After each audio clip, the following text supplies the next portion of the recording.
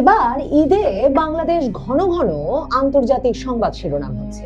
বাংলাদেশটা তো গত প্রায় 2 বছর ধরে কারো বাড়ি ভাঙা, কারো বাড়ি পুড়িয়ে দেওয়া, কিংবা রাজপথে নিয়ে এসে কবর থেকে খোঁড়া লাশ পুড়িয়ে দেওয়া, কিংবা ধরেন ওই যে মানুষ পিটিয়ে মেরে গাছে ঝুলিয়ে পুড়িয়ে দেওয়া, এসব ঘটনা ছাড়া সেভাবে শিরোনাম হয়ে উঠতে পারেনি। কিংবা ধরুন ওই যে হামের মতো একটা রোগে, যে রোগ টিকা দিয়ে বিশ্বের বেশিরভাগ দেশ নির্মূল করে ফেলেছে, বাংলাদেশ নির্মূল করেছে অনেক আগে, সেই রোগে যে টিকার অভাবে বাংলাদেশে 500 550 বেশি শিশু মরে গেছে, এসব নিয়েই তো আমরা শিরোনাম হচ্ছিলাম।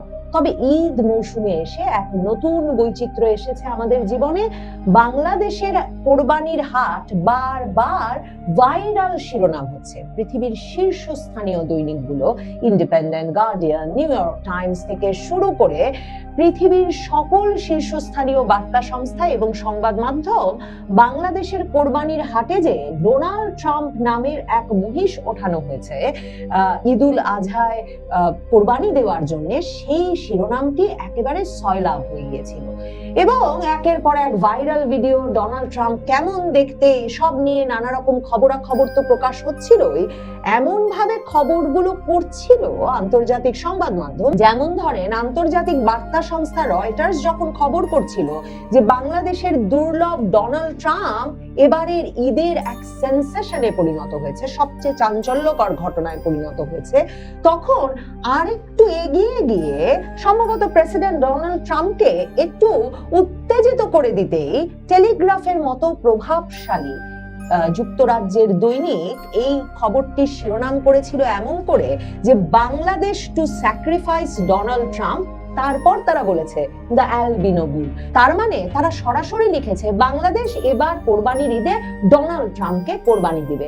আবার ধরেন এনডিটিভির মতো সংবাদ মাধ্যম তো লিখেই ফেলেছে যে বাংলাদেশ সেই মহিষকে এবার কোরবানি দিবে যে এক্স্যাক্টলি লুকস লাইক, একেবারে অবিকল ডোনাল্ড ট্রাম্পের মতো দেখতে, একজনের উদ্ধৃতিকে উদ্ধৃত করে এমন শিরোনাম করে বসেছে এনডিটিভি।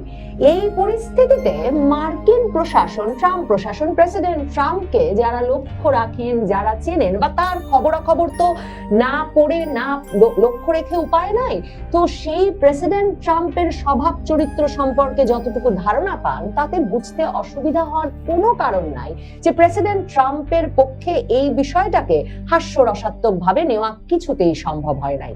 এবং এরপর ট্রাম্প প্রশাসন বাংলাদেশে তারেক রহমান প্রশাসনকে এমন চাপ দিয়েছে যে এখন আবার সারা পৃথিবীর খবর সয়লাভ এই খবরে যে বাংলাদেশের সরকার রীতিমতো পায় পেয়াদা বরকন্দা সকল প্রশাসনিক শক্তি ব্যবহার করে বাংলাদেশের এক মন্ত্রী গিয়ে ওই ডোনাল্ড ট্রাম্প মহিষকে কিনে নিয়ে ডোনাল্ড ট্রাম্পের প্রাণ রক্ষা করেছে এবং ডোনাল্ড ট্রাম্পকে পাঠিয়ে দিয়েছে চিড়িয়াখানায়। বুঝতেই পারেন এই ঘটনায় রস এবং হাস্যরসের তো কোনো শেষ নাই। কাজেই নানা রকম ভাবেই এই শিরোনামটিকে সাজিয়ে সাজিয়ে খবর করেছে বিশ্বের সংবাদ মাধ্যম।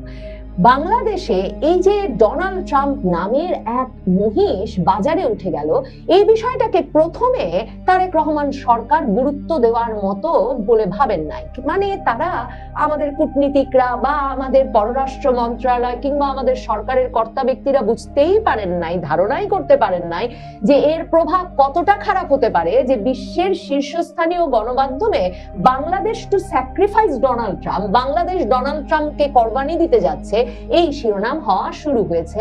এবং এই শিরোনাম হচ্ছে এমন একটা সময়ে যখন বাংলাদেশ আসলে সত্যিকার অর্থে নিজে বরং ডোনাল্ড ট্রাম্পের পদতলে নিজেকে প্রায় কুরবান করে দিয়েছে। মানে এখন শুধু আমাদের জানটা কোরবানি দেওয়া বাকি। ইউনূস সরকারের আমলেই যে বাণিজ্য চুক্তি হয়ে গেছে এবং যেই বাণিজ্য চুক্তি মেনে নেওয়ার শর্তে রাজি হয়ে তারেক রহমান সরকার ক্ষমতায় এসেছে বলে তারেক রহমানের পররাষ্ট্রমন্ত্রী খলিলুর রহমানই সংবাদ মাধ্যমকে স্পষ্টভাবে জানিয়েছেন, সেই চুক্তি হয়ে যাওয়ার পরেও এখনো মার্কিন যুক্তরাষ্ট্র সরকারের সঙ্গে কিন্তু তারেক রহমান সরকারের একটা মাখামাখি সম্পর্ক হয়ে উঠতে পারে নাই। মানে তারেক রহমানের যে পাসপোর্টে নিষেধাজ্ঞাটা আছে মার্কিন যুক্তরাষ্ট্রে ভ্রমণে, সেই ১/১১ সরকারের সময় থেকে, যার মধ্যে তখনকার মার্কিন রাষ্ট্রদূত জেমস এফ মরিয়ার্টি তাকে কিনা বলে রেখেছিলেন যে তিনি নাকি বাংলাদেশের সন্ত্রাস আর দুর্নীতি আর লুটপাট তন্ত্রের একেবারে কেন্দ্রে অবস্থান করা প্রধানমন্ত্রী পুত্র, এবং সেজন্য তাকে মার্কিন যুক্তরাষ্ট্রে ভ্রমণ করতে দেওয়া ঠিক হবে না। সেই নিষেধাজ্ঞাটা যেমন এখনো তুলে নেওয়া যায় নাই। সরকার প্রধান হিসেবে তিনি নিউ ইয়র্কে গিয়ে জাতিসংঘের সাধারণ পরিষদের অধিবেশনে যোগ দিতে পারবেন বটে, কিন্তু কখনো ওয়াশিংটন গিয়ে হোয়াইট হাউসে ঢুকতে পারার অনুমোদনটা পাবেন কিনা সেসব যখন এখনো ঠিক হয় নাই, তারপর মার্কিন যুক্তরাষ্ট্রের ওপর থেকে ভীষণ চাপ বাড়ছে যে তারা যেন দ্রুত জিসোমিয়া আর আকসা দুটো প্রতিরক্ষা চুক্তি করে মার্কিন যুক্তরাষ্ট্রের অনুমোদন ছাড়া আর কোনো প্রতিরক্ষা সরঞ্জামাদি যাতে কেনাকাটা করতে না পারেন সে বিষয়ে সম্মত হয়ে যান। সকল রকম গোয়েন্দা তৎপরতা মার্কিন যুক্তরাষ্ট্র যাতে অবাধে বাংলাদেশে চালাতে পারে, মার্কিন যুক্তরাষ্ট্রের যুদ্ধজাহাজ যাতে বাংলাদেশে ঘাঁটি গাড়তে পারে, এসবের পথ প্রশস্ত করেন। এসব চাপ যখন বাড়ছে তখন বিশেষভাবে ট্রাম্প প্রশাসন ভীষণ বিরক্ত তারেক রহমান সরকারের ওপর, কারণ তিনি আবার চীনে তার প্রথম রাষ্ট্রীয় সফর সাজাতে তিস্তা প্রকল্পটি চীনের হাতে তুলে দেবেন এমন প্রতিশ্রুতি নানাভাবে দিয়ে একটা রাষ্ট্রীয় সফরের দাওয়াত আনতে অত্যন্ত সক্রিয় হয়ে উঠেছেন। মার্কিন যুক্তরাষ্ট্র সেটাও পছন্দ করছে না। মানে তারেক রহমান সরকার আসলে ট্রাম্প প্রশাসনকে হালকাভাবে নিয়েছিলেন। তারা ভেবেছিলেন ট্রাম্প নামের মহিষ নিয়ে যেমন হাসাহাসি করে সময়টা বেশ পার করে দেওয়া যাবে, ঠিক যেমন ভাবে নাসিরউদ্দিন পাটোয়ারি মুখ খারাপ করে যা ইচ্ছা তাই মির্জা আব্বাসকে বলে তো তাকে প্রায় মৃতপ্রায় করেছেন। অন্যদিকে তারেক রহমানকে বলছেন, জাইমা রহমানকে বলছেন, যার সম্পর্কে মুখে যা আসছে তা তো বলছেন। এবং কেন তারেক রহমান, জাইমা রহমান থেকে শুরু করে বিএনপির সকল সিনিয়র নেতা আর মন্ত্রীদেরকে তো সেই সব যাচ্ছে তাই গালিগালাজ সহ্য করতে হচ্ছে বটে। তাহলে ট্রাম্প কেন তাকে মহিষ ডাকলে সহ্য করতে পারবেন না? ভুলে গিয়েছিলেন তারেক রহমান প্রশাসন যে ট্রাম্প বিষয়গুলোকে ভীষণ ব্যক্তিগতভাবে দেখেন। ওই যে পশ্চিমা রাজনৈতিক নেতাদের যে এক রকমের চর্চা আছে যে এ ধরনের বিষয়গুলোকে গায়ে লাগতে না দেওয়ার, প্রেসিডেন্ট ট্রাম্প কিন্তু সেই ব্যক্তি নন। প্রেসিডেন্ট ট্রাম্প হচ্ছেন সেই ব্যক্তি যে ইউনুস ডে 2016 সালে ট্রাম্প আর হিলারির প্রেসিডেন্ট পদে প্রতিদ্বন্দ্বিতার সময় হিলারির পেছনে লাখ লাখ ডলার ঢেলেছিলেন, এবং তারপর প্রেসিডেন্ট ট্রাম্প 2016 সালে প্রেসিডেন্ট নির্বাচিত হওয়ার পর বলেছিলেন যে পৃথিবীতে এক অন্ধকার সময় নেমে এসেছে। তারপরে প্রেসিডেন্ট ট্রাম্প যখন প্রথম একটা বাংলাদেশি প্রতিনিধি দল কূটনৈতিক এবং ব্যবসায়ীদের সঙ্গে মিলিত হয়েছিলেন, ঘরে ঢুকেই তিনি বলেছিলেন, কই কই বাংলাদেশের সেই ক্ষুদ্র ঋণের লোকটা কই, যেই লোকটা আমাকে হাঁটতে দেখতে চেয়েছিল। কাজেই 2025-এ ট্রাম্প আবার ক্ষমতায় আসার পর বিশ্ব সংবাদ মাধ্যমে খবর হয়েছিল যে এই ইউনুসের কপালে খারাপই আছে, কারণ ট্রাম্প ভোলেন না কে কে তার পেছনে বা তাকে ভোগাতে কি কি করে। এবং এরপর ইউনুস সাহেব গিয়ে মানে সাধারণ পরিষদের অধিবেশনে যোগ দিতে গিয়ে সপ্তাহ দুয়েক লম্বা টাইম রাষ্ট্রীয় খরচে থেকে এসেছেন বটে নিউ ইয়র্কে, কিন্তু একেবারে মার্কিন প্রশাসন ট্রাম্প প্রশাসনের গুরুত্বপূর্ণ কারণ টিকির নাগালও পান নাই। কাজেই বুঝতে বাকি থাকে না ট্রাম্প প্রশাসনকে, ব্রেন্ট ক্রিস্টেনসেনকে, যাকে ট্রাম্প নিজে নির্বাচিত করে বাংলাদেশে পাঠিয়েছেন বাংলাদেশের সঙ্গে কমিউনিস্ট চীনের মাখামাখি বন্ধ করতে, সেই ব্রেন্ট ক্রিস্টেনসেনের মাধ্যমে মার্কিন প্রশাসন যে একটা কড়া বার্তা বাংলাদেশের সরকারকে দিয়েছে যে এসব বাড়াবাড়ি আর হাসাহাসি প্রেসিডেন্ট ট্রাম্পকে নিয়ে চলবে না। ভেবে দেখেন তো, শুধুমাত্র এই যে মাই ফ্রেন্ড মোদি, তার সঙ্গে প্রেসিডেন্ট ট্রাম্পের সম্পর্কটা ভেঙে পড়তে যাচ্ছিল কারণ তার প্রিয় field marshal, my favourite field marshal Asim Munir যখন ট্রাম্পের কথা মতো তাকে নোবেল শান্তি পুরস্কারের জন্য মনোনীত করলেন আর প্রধানমন্ত্রী মোদি তাতে রাজি হলেন না, তখনই মোদির সঙ্গে এই যে ট্রাম্পের কোলাকুলির সম্পর্কটা প্রায় ভেঙে পড়তে বসেছিল।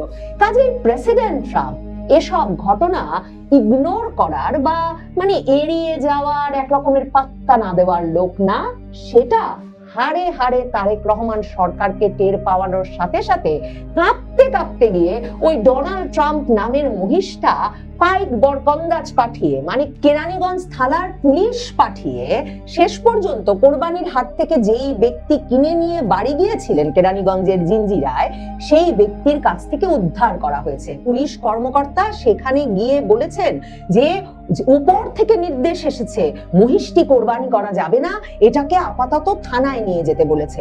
বাংলাদেশে যখন হামে শুধু শিশু মরছে তাই না, ঢাকা শহরের বুকে এসি থেকে নাকি এমন বিষাক্ত গ্যাস বেরিয়ে এলো যে ছয়টি নবজাতক শিশু এক সকালে হাসপাতালের বেডে মায়ের পাশে শুয়ে নিহত হয়ে গেল।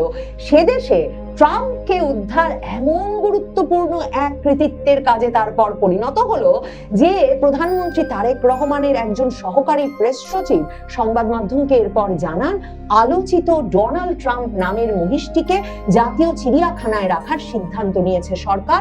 এবং প্রধানমন্ত্রীর সহকারী প্রেস সচিব কে এম নাজমুল হক জানান, এই মহিষটি নিয়ে মানুষের মনে যে ব্যাপক আগ্রহের সৃষ্টি হয়েছিল, এছাড়া এটা একটা রেয়ার ব্রিড হয়, সরকারের পক্ষ থেকে এটা সংরক্ষণে গুরুত্ব দেওয়া হয়েছে। তারপর তিনি বলছেন, স্বরাষ্ট্রমন্ত্রী সালাউদ্দিন আহমেদ আপাতত পশুটি কিনে নিয়েছেন। মানে আমাদের স্বরাষ্ট্রমন্ত্রী মানুষের জানমাল, শিশুদের জানমাল কোনো কিছুর ব্যবস্থা সুরক্ষা না করতে পারলেও নিশ্চিতভাবেই ডোনাল্ড ট্রাম্পের জীবন সুরক্ষায় এমন সক্রিয় হয়ে উঠলেন যখন বুদ্ধি খুলল মার্কিন প্রশাসনের চাপে, তখন তিনি নিজেই নাকি ওই পশুটি কিনে নিয়েছেন এবং তারপর মৎস্য ও প্রাণী সম্পদ প্রতিমন্ত্রী সুলতান সালাউদ্দিন টুকু প্রাণীটির যথাযথ সংরক্ষণ ও পরিচর্যার বিষয়ে দেখভালের জন্য প্রাণী সম্পদ অধিদপ্তরকে প্রয়োজনীয় নির্দেশ দিয়েছেন।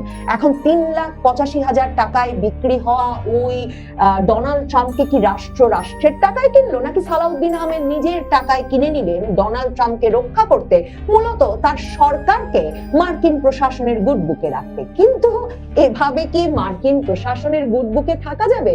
কারণ সারা পৃথিবীতে এই বিষয়টি এখন আবারও পাল্টা শিরোনাম হওয়া শুরু করেছে। আর সেই শিরোনামে বলা হচ্ছে, রয়টার্স বার্তা সংস্থা শিরোনাম করেছে, viral fame spares Donald Trump, buffalo from Eid sacrifice in Bangladesh.